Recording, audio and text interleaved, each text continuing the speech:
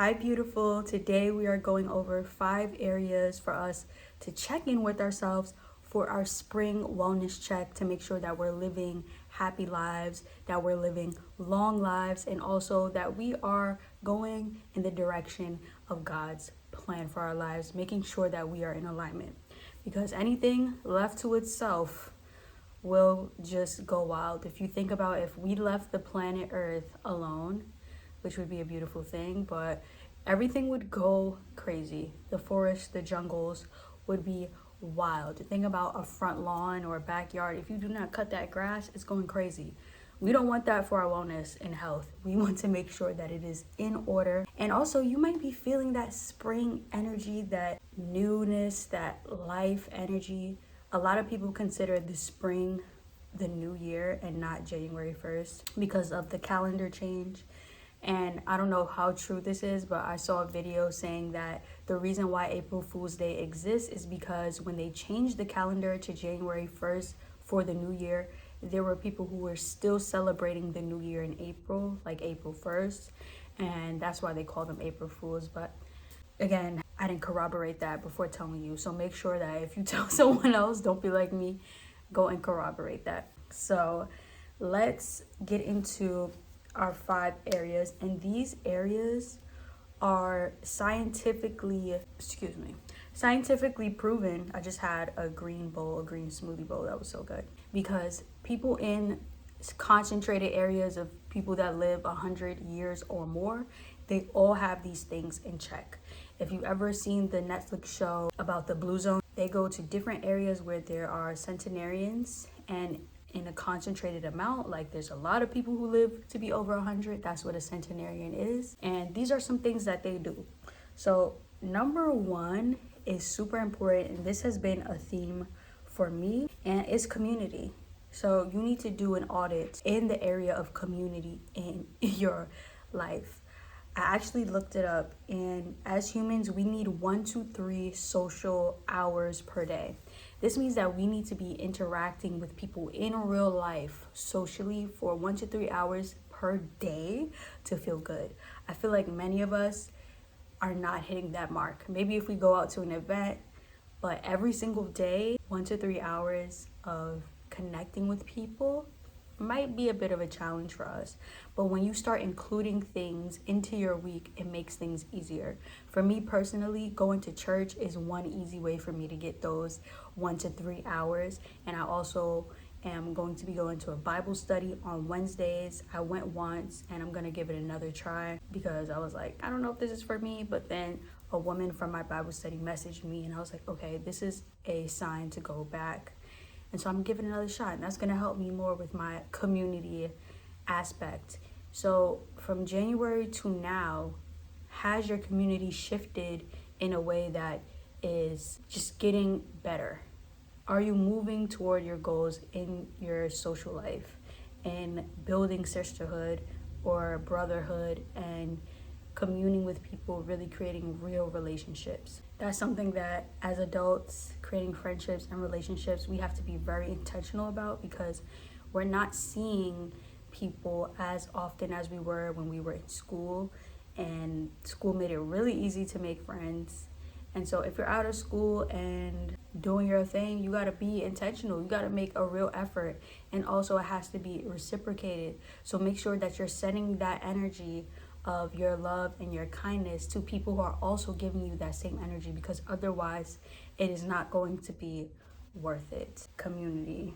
All right. So some things that you need to ask yourself: are you full with your community? When you meet with people, do you feel full after? Do you feel like there's more room for friendship or community or other types of relationships? And also ask yourself, do you need to do a cleanup? Are there some people who you need to let go of? Things that no longer serve you, or people that no longer serve you.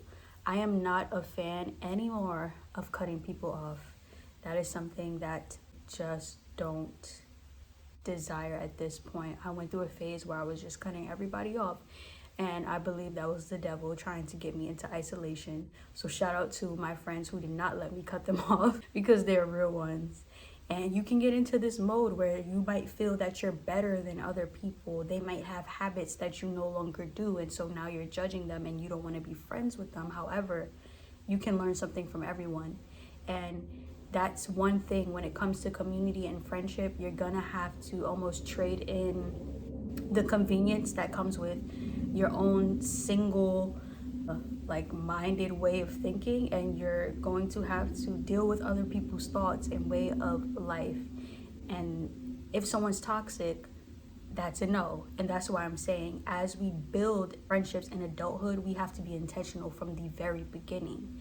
Because once you start a relationship with someone, if it gets in deep enough, it's not the best thing to cut people off. So when you start a friendship, make sure that person's aligned, that they want to go somewhere, that they don't have toxic things. And if something happens along the line, it happens.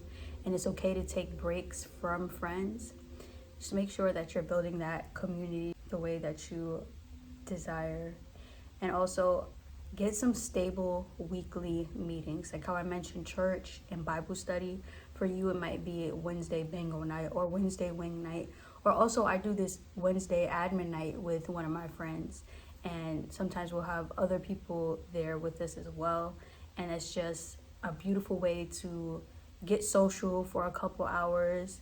Maybe you take a walk with a friend. Just make sure you're gaining that community. Because in that Blue Zone show, those centenarians who are living to 100, they're moving back in with their children or whoever, because we need community. There's places, I think it was in Japan or somewhere, where there's basically a community space where people go, and it's like they get to eat and talk with one another, and it's something that people look forward to, and it's very important for our health and wellness if we want to live a long life. Being social in community is so important because humans are social animals. We're social beings. An exercise that I have for you for your community check-in this spring, all right? Because first of all, it's spring, it's hot. We trying to get outside more and more.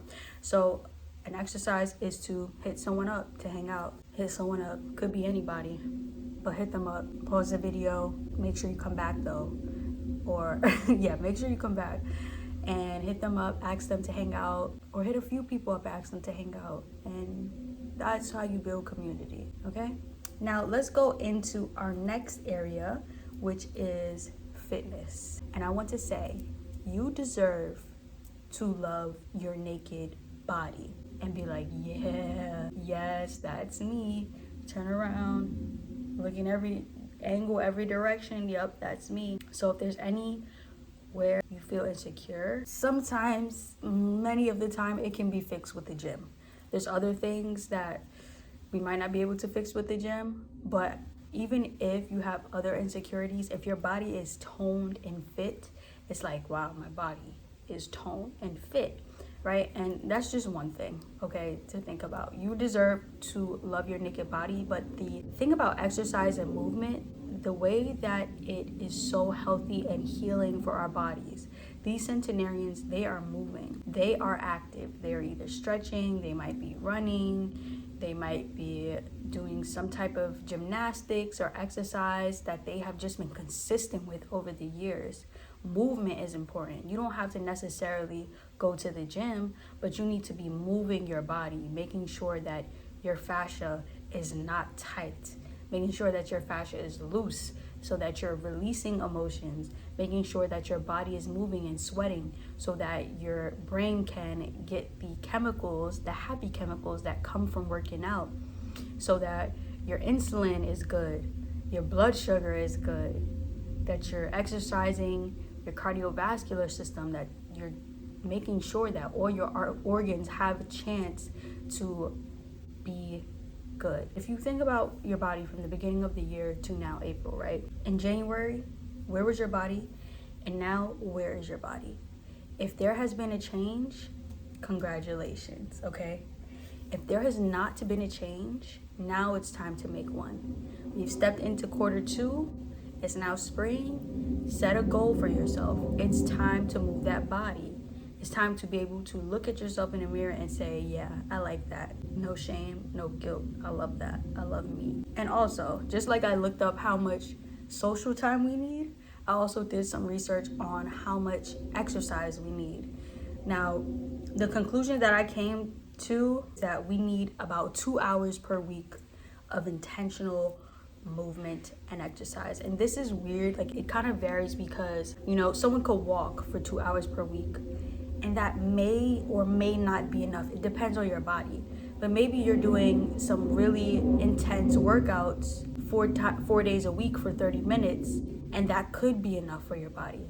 So I feel like with fitness, it's definitely more of a learning your body and what it needs, and actually seeing what changes are made in your body from doing certain things. One thing for me, I noticed that when I stretch deeply, which I do very often, I'll stretch every day for maybe 10 to 15 minutes. But when I do a deep stretch and get my tea and I have my little podcast on or whatever, maybe I'm in silence, and I spend a good 30 minutes on my yoga mat just stretching deeply. When I look at myself the next day, inflammation has gone down. Body is tea, core is tight, waist is snatched. I feel lighter, I feel energized. So I know for me personally, and I feel for most people, stretching is so good for our bodies and for our healing and health journey. That's gonna be your fitness check, all right? But I have an exercise for you as well. Okay, 2 exercises. Look in the mirror and be honest with yourself. If you don't like what you see and you can change it with fitness, make a change. And that leads us to our second exercise, which is to make a fitness commitment for Q2. So Q2 is basically going to be April, May, and June, the second quarter of the year. I like to do quarters. You could do the seasons, whatever you like, but I like having those kind of 90-day periods to really get deep into something and build a habit and be able to make a change. And so if you're making a commitment for Q2, no matter what it is, stick to it. In Q1, I did 3 days a week lifting weights. That meant if I do 3 days, I'm good. I could do more, but I can't do less. Now for Q2, I'm gonna do 4 days of working out. I'm still gonna do 3 days of lifting, just an extra day of fitness that is guaranteed. Usually I would do more than 3 days. Like in Q2, I did more than 3 days, but in Q1, I did more than 3 days, but for Q2, I'm definitely making that a goal and a priority of mine to do 3 days lifting and 1 extra day of movement, guaranteed, no matter what. So that is our fitness check. Our third area is going to be purpose. Purpose is so important, and it's one of those things that we get lost in just throughout life, and then you wake up one day and you're older and you realize you didn't live out the things that you desired to, that you feel like you have talents that may have been wasted or not really used to their full potential. Also, I read this book called The Purpose-Driven Life by Rick Warren, and as a Christian, it revealed to me that my purpose is deeper than anything that I have written down about goals that I desire to achieve. My purpose is to live in alignment with God's plan for my life. That includes ministering to others. That includes reading my word. That includes talking to God. That includes checking in with God and making sure that I am doing the things that He wants me to do, and not what Kira wants to do, which is hard. We really have to take a strong look at ourselves. Are we doing what we want to do, or are we doing what God wants to do? And a lot of the time, if you're doing what God wants you to do, you're gonna feel so good that it's gonna be what you want to do. Sometimes it doesn't feel good though, but God always has a reason for why. Okay, and I truly believe that when we live in alignment with God's plan for our lives, even if to the outside world something may look a certain way, or even if you weren't in alignment with God and you were doing that same thing, it might look bad or a certain way. But when you are in alignment with God and you're doing something, even if it looks bad, it's not gonna feel that way. You're gonna know this is what I'm supposed to be doing. So you'll feel protected, you'll feel safe. I strongly believe that our purpose is to create. That is what God does. And we are made in his image. I went to this Christian party recently. It was so good. There was multiple DJs. The place was packed. It was at a hotel. If this was not a Christian party and you kind of just seen a video with no sound, you would probably think this is regular club, secular type of nightlife or day party type of vibe. But once you turn that volume up, you would see that we're actually worshiping. We're listening to worship music. People are dressed beautifully. No one is like immodest or anything like that, even though the rules there are a little different. We're in 2026, but we're worshiping. We're spending time with God. We're praying for one another.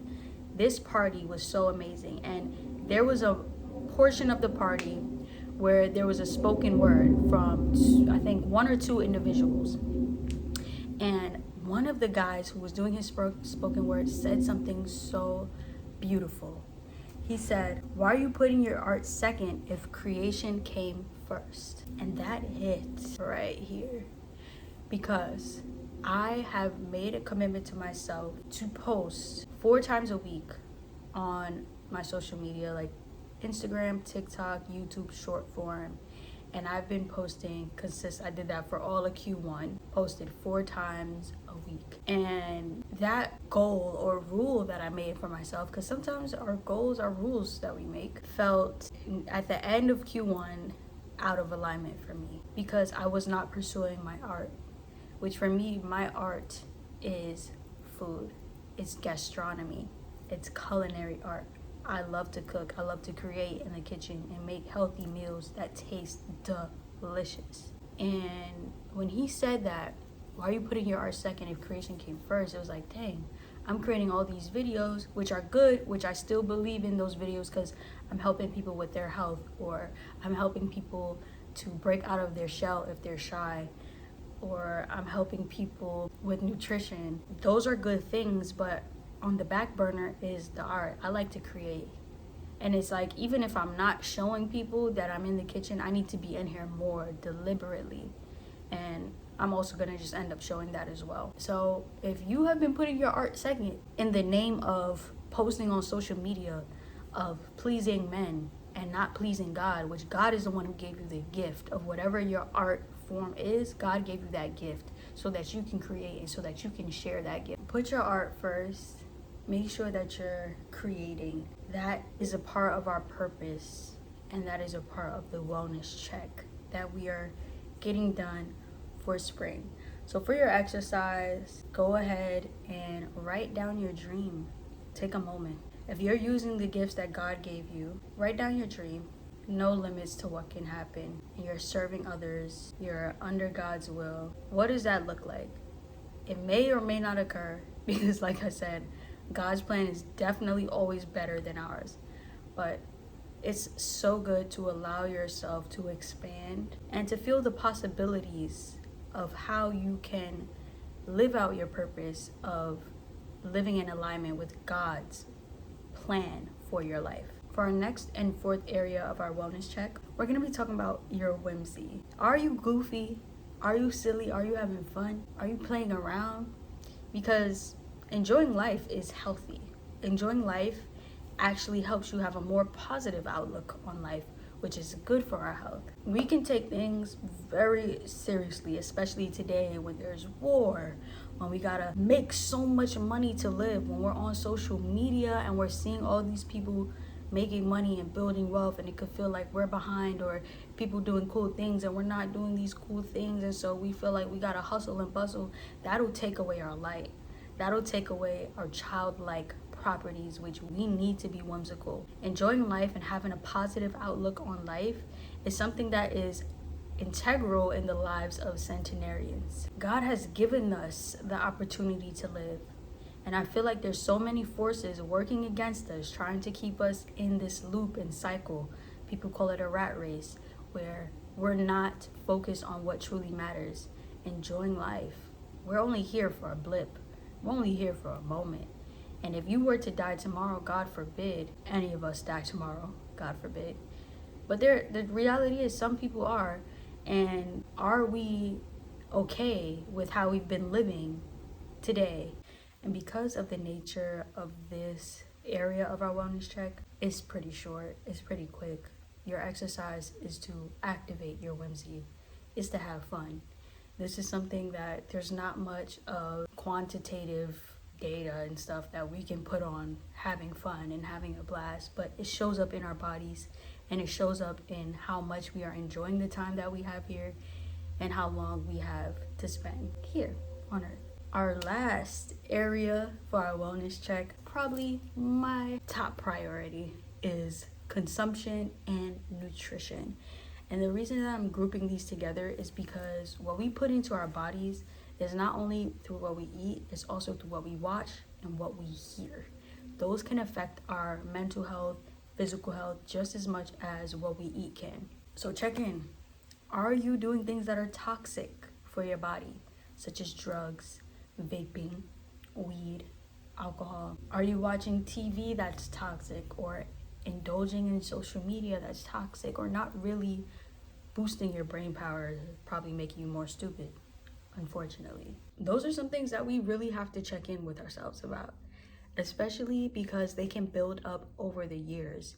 You can spend 20 plus years watching a show that's been on for 20 years and it's all toxic, and now all these things are in your subconscious mind, and you're wondering why you're not able to break through to a certain level of consciousness or able to accumulate a sort of wealth that you've always wanted, but the things that you're putting into your brain are not aligning you with that same realm of consciousness in which you would have to be in that version of yourself to achieve it.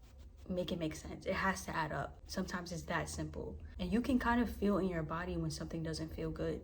For me, if I'm scrolling on TikTok for too long, even though I might be enjoying the funny content, it stops feeling good in my body at a certain point in time, and I know it's time to hop off that app. Another thing about nutrition that I feel is important when it comes to people telling you what to eat is that centenarians, those people who live to 100 years or more, they don't have a specific way of eating that every one of them follows. It's basically just that they eat a lot of whole foods and a lot of whole plant foods. So not saying you have to be vegan, not saying you have to be vegetarian and eat no meat, but you should be majority consuming plant foods. That is what they have in common. And whole foods, not processed foods that you cannot find in nature or easily make it at home yourself. That's what the people are doing who are living to 100. There are people who are going to tell you to be raw vegan or be the polar opposite, which is carnivore. All or nothing, it can be toxic coming from someone who sometimes has an all or nothing mindset. It's toxic because it bleeds into the other areas that we talked about. It takes away some of your whimsy when you can't do certain things that you want to do. And we do only get this one life. So you want to be making sure that you take care of your body, but also that you're enjoying this life. Being righteous. Last week, we talked about gut health and how important gut health is. So go ahead and check that out. And I'll also give you some ways to improve your gut health. Like, subscribe. And for your comment, out of these 5 areas of the wellness check, comment below which one you definitely need to check in with yourself on. For me, I'm personally gonna go with Whimsy for mine because I am in that whole realm where I'm like, I want to be the best person that I can be.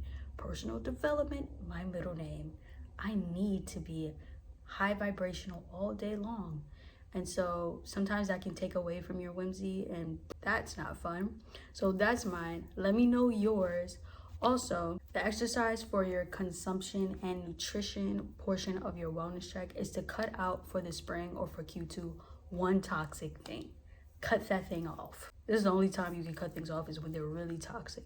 Cut it off. It could be your favorite show. It could be your favorite food. It could even be hopping off of socials for the whole quarter. If you have that freedom, God bless you. I hope you enjoyed this wellness check.